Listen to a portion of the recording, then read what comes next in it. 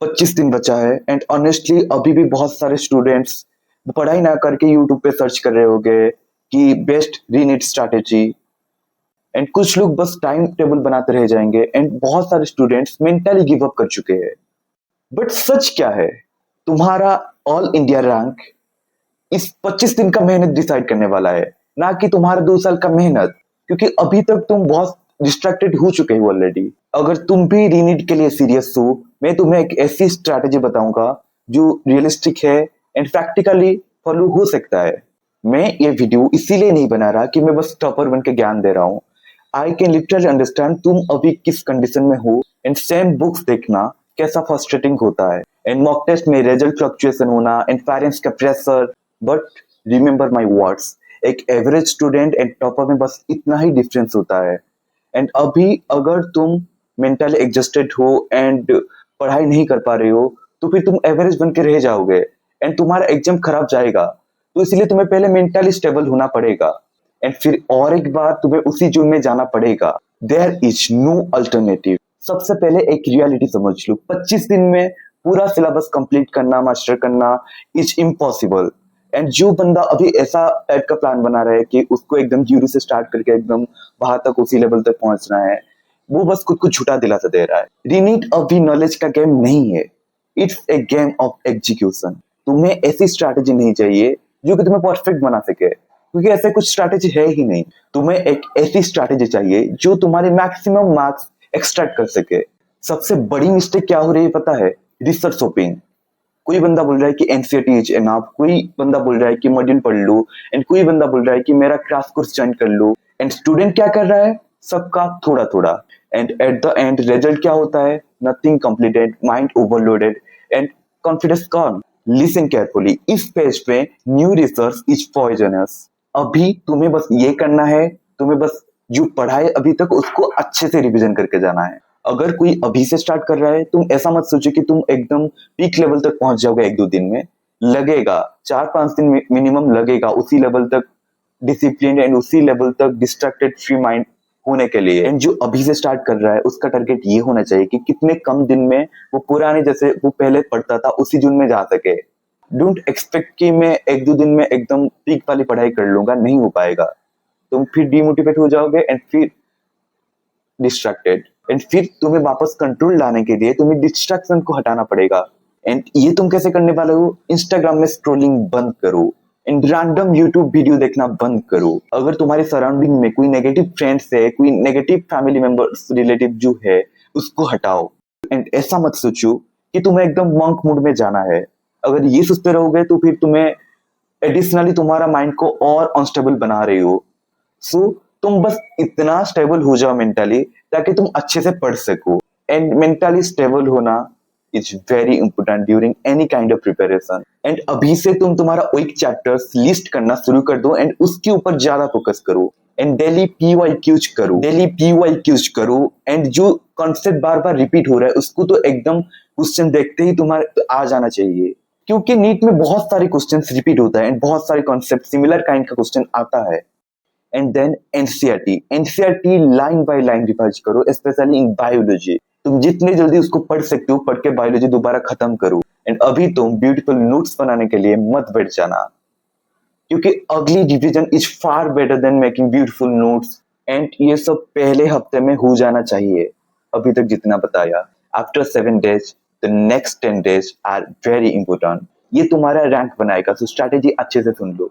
In biology NCERT is your Bible, Gita जो भी है। रीड एक्टिवली, हर लाइन पे तुम्हें क्वेश्चन सोचना चाहिए कि एग्जामिनर कैसे क्वेश्चन पूछ सकता है इस लाइन से।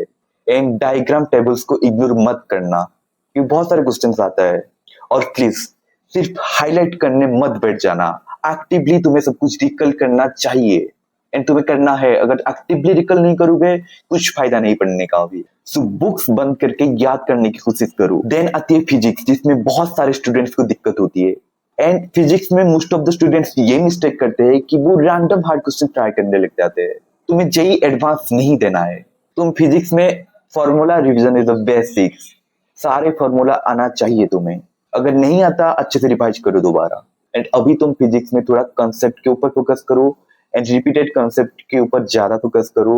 एंड मिस्टेक नोटबुक अगर तूने बनाए है उसको रिवाइज कर, एंड पहले जो जो क्वेश्चन कर रखा है उसको दोबारा करने की कोशिश कर। सारे करने की जरूरत नहीं, जो क्वेश्चन भी तुम्हें लगता है स्टैंडर्ड क्वेश्चन है, ऐसे क्वेश्चन आ सकता है, या फिर थोड़ा हार्ड है एक क्वेश्चन, उसी टाइप का क्वेश्चन कर सकते हो तुम। एंड फिजिक्स में ऐसा है कि तुम्हें क्वेश्चन देखते ही तुम्हें कॉन्सेप्ट क्लिक करना चाहिए कि कौन सी कॉन्सेप्ट यहाँ पे अप्लाई होगा, कौन सी फॉर्मूला यहाँ पे अप्लाई होगा। देन आती है फिजिकल केमिस्ट्री। फिजिकल केमिस्ट्री को या तो स्टूडेंट्स बहुत ज्यादा ओवर कॉम्प्लिकेटेड कर देते हैं या तो इग्नोर कर देते हैं।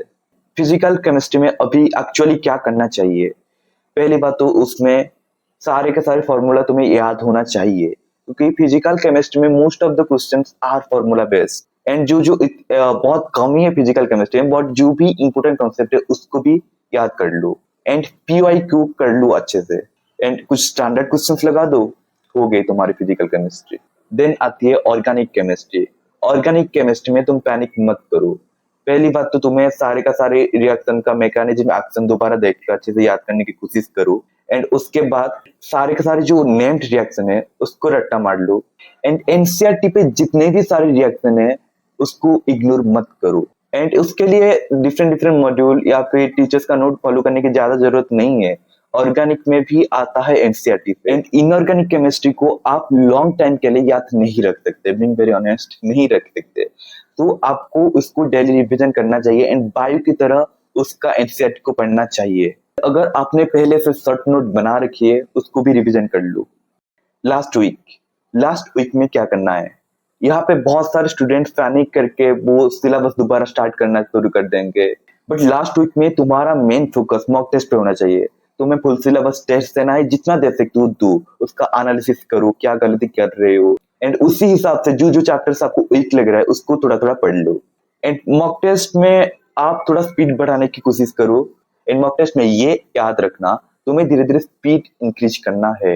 एंड एक चीज जो शायद किसी स्ट्रैटेजी वीडियो में नहीं मिलेगी, जो है मेंटल एनर्जी। सुनने में सिंपल लगता है, बट लास्ट 25 डेज में टॉपर्स ज्यादा इंटेलिजेंट नहीं है, वो मेंटली स्टेबल होते हैं, क्योंकि एवरेज स्टूडेंट ओवरथिंक करता रहेगा, कंपैरिजन करता रहेगा, एंड डूम स्क्रोलिंग करता रहेगा, एंड उसी टाइम का फायदा उठा के कोई टॉपर कोई स्टूडेंट टॉपर बनता है।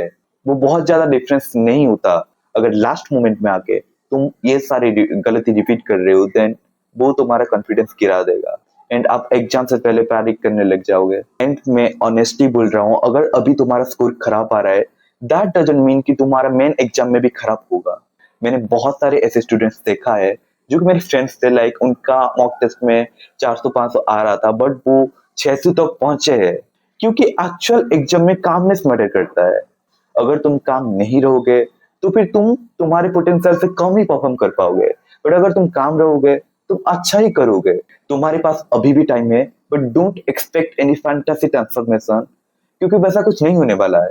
बट जितना भी टाइम तुम्हारे पास है तुम उसमें कम बैक कर सकते हो। And always remember, life changing moment कभी ग्लैमरस नहीं होता, वो बस एक स्मॉल डिसीजन होता है। एंड अगर मैं ये कर सकता हूँ आप भी कर सकते हो, एंड कोई भी कर सकता है। एंड तुम्हारा वो स्मॉल डिसीजन है कि आज से अभी से स्टार्ट करूंगा, बट अच्छे से करूंगा, एंड दैट्स इट। एंड अच्छे से पढ़ाई करना। अगर ये वीडियो कोई पहली बार देख रहा है देन सब्सक्राइब कर लेना, क्योंकि यहाँ पे सिर्फ रियलिस्टिक स्ट्रैटेजी मिलता है, ना कि कोई फेक मोटिवेशन।